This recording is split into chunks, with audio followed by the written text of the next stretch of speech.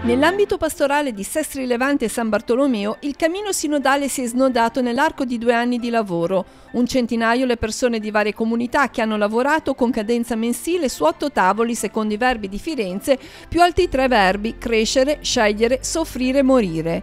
Il percorso si è rivelato prezioso sin dall'inizio. L'essersi messi insieme persone di provenienze diverse, di abitudini diverse, di appartenenze diverse per fare un lavoro comune.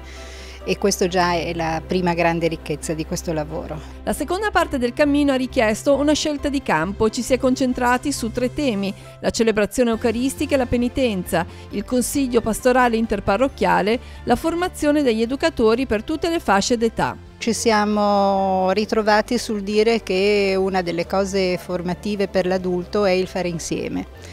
E allora ci siamo concentrati sulle varie attività di servizio alla persona, di volontariato che mette la persona al centro, perché ciascuno potesse trovare una collocazione in base alle sue capacità, in base alle sue attitudini.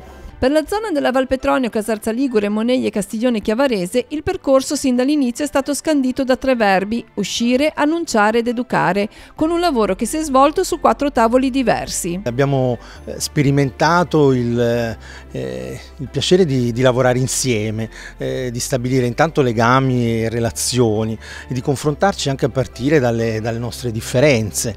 Sono emerse alcune direzioni di fondo ritenute prioritarie: coltivare la formazione, l'interparrocchialità e l'accoglienza. Da una parte l'esigenza appunto di sviluppare questi cammini interparrocchiali, quindi anche pensando ad esempio alla costituzione di un consiglio pastorale di vallata, e dall'altra la formazione degli adulti, che ci sembra un tema veramente importante, ecco, perché al giorno d'oggi diciamo c'è bisogno di credenti impegnati, ma anche evidentemente con le competenze, ecco, e le capacità necessarie, ecco, per parlare al nostro tempo, diciamo, della fede.